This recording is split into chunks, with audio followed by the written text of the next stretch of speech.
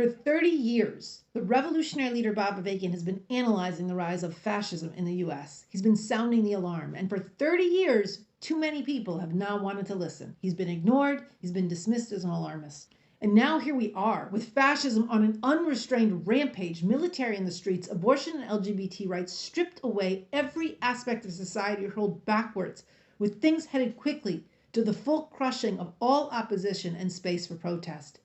Now, if people had listened, it is possible that we might be in a very different situation. So I hope you're listening now about where this fascism came from, how profoundly dangerous it is, and how we have a fighting chance to defeat it. I'm the director of the Bob Avakian Institute, which just put up this timeline and bibliography on Avakian's work on fascism, which spans over 3 decades. So I want to get into some key parts of this. One, from the very beginning, Avakian recognized that Christian fascism is as serious as a heart attack. And he's gone up against all the American exceptionalism that fascism can't happen here, not in this great democracy of America. Bullshit. But given the actual history of this country, down to today, does it really make sense to insist, as some people still stubbornly do, that fascism couldn't happen here, not in this country, with our democracy and our great traditions? As early as 1996, Bob Avakian published this book, Preaching from a Pulpit of Bones, which warned of the early Christian fascists like William Bennett and Pat Robertson. He exposed how this fascism was shaped by the whole history of this country. He said that the forceful reassertion of traditional values and traditional morality are in reality grounded in slave exploitation, white supremacy, patriarchal oppression of women, rivalry with and domination over other nations, and all the rest. Sound familiar? And he dug into where this came from, having to do with big geostrategic changes in the system of capitalism, imperialism, which were interacting with changes inside the US through the big struggles of the 1960s. Going back to that time, Avakian especially pointed to the specific importance of the fight for abortion as a concentration over whether women would be enslaved or emancipated. And he pointed to the roots of this fascism in the deep-seated white supremacy going back to the Confederacy. And the fact is that in this country, with its whole history of genocide, slavery, and racism, any form of fascism, including one basing itself on Christian supremacy, any urge to restore past greatness, cannot help but be bound together with white supremacy. But despite all of this, one of the biggest obstacles we've been up against, and that we're up against now, is people really seeing this fascism for what it is. And yes, it can happen here. So too, there are still so many who argue to this day that the millions of fanatical fascists support Trump because of economic grievances. People are suffering. Trump took advantage of their suffering. Blah, blah, blah. Here's Avakian answering that. And don't bother with that bullshit that the basic reason why people support Trump is because they are having a hard time economically and so on. In fact, many Trump supporters are well off economically, and some are very rich. But even for those who are having a hard time economically, the really relevant question is, why do they support the all-the-time lying, ignorance-promoting, racist, misogynist, hater of women, and all-around fascist Donald Trump?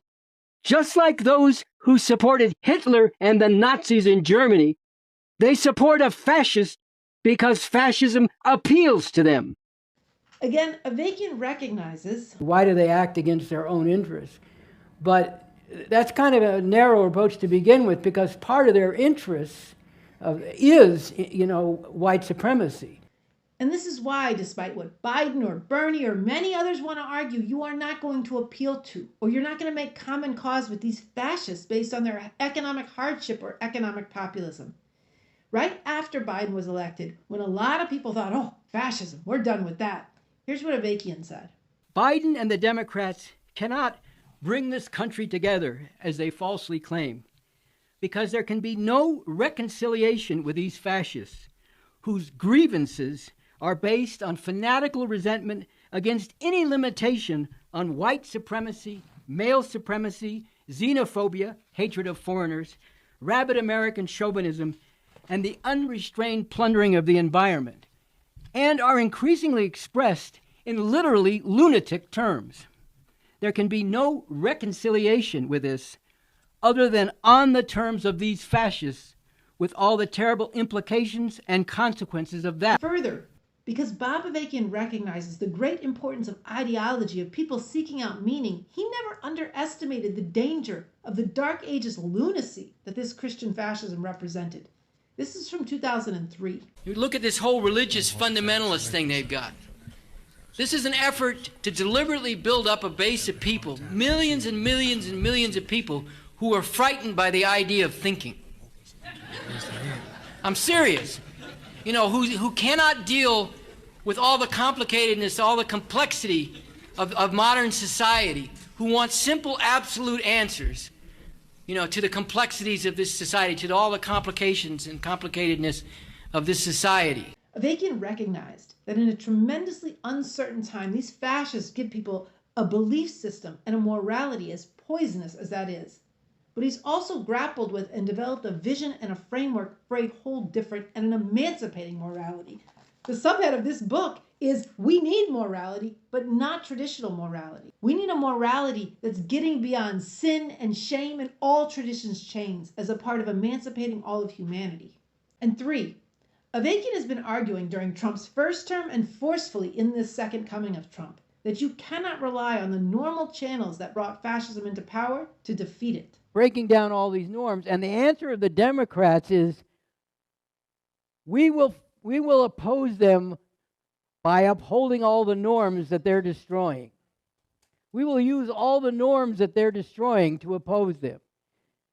You know, that's like somebody, you know, set your house on fire and burn your house to the ground, and you say, I'm going to use my house as a base from which to oppose those people who burned it down. You know, this is the idiocy, because they are that section of the ruling class. That's how they believe that the only way that society should be run, number one. And number two, they are deathly afraid of people breaking out of those norms and, you know, taking to the streets and doing what people have done anytime there has been any meaningful change, even short of revolution. You know, they don't, you know, if there's protest at all, it has to be very, you know, choreographed and ritualized and within a certain framework. He breaks down why the Democratic Party as an institution cannot fight this fascism the way it needs to be fought, and how it's possible. By stepping outside of the norms of this system, you can actually drive this regime from power, and why it's humanity's only hope.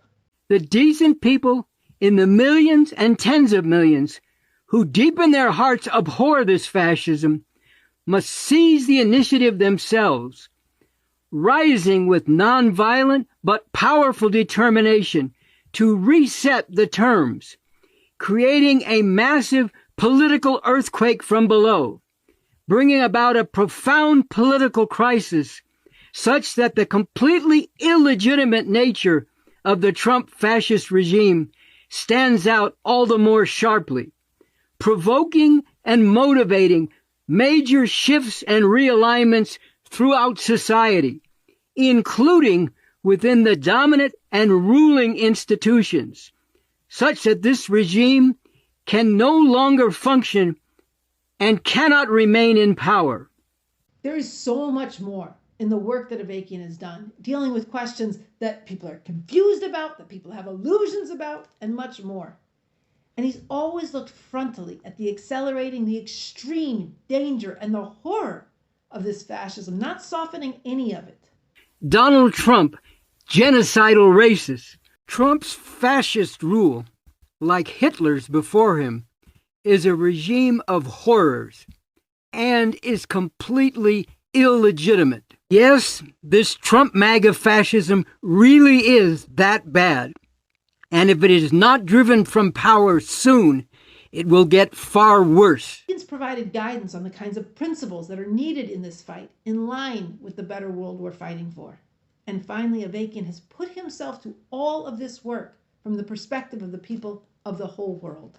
In the name of humanity, That's the orientation that people need, not, what's good for America, the most predatory destructive imperialist power in the history of the world. Not what's good for America, but what are the interests of humanity.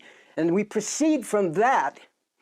And on that basis, for the people of the whole world, it is a very disastrous development to have this fascism coming to power in this most powerful capitalist imperialist country. So again, here's the challenge. Bob Avakian's work on the rise and the dynamics of fascism is unparalleled, and it needs to be seriously engaged and spread. As we stand shoulder to shoulder in this historic fight, let's learn from each other. Let's put our sights to refusing to accept a fascist America in the name of humanity and digging together into where this fascism came from, what it will really take to defeat it, and whether a different and a far better world is possible. Follow @Bob Avakian Official, and we'll see you in the streets.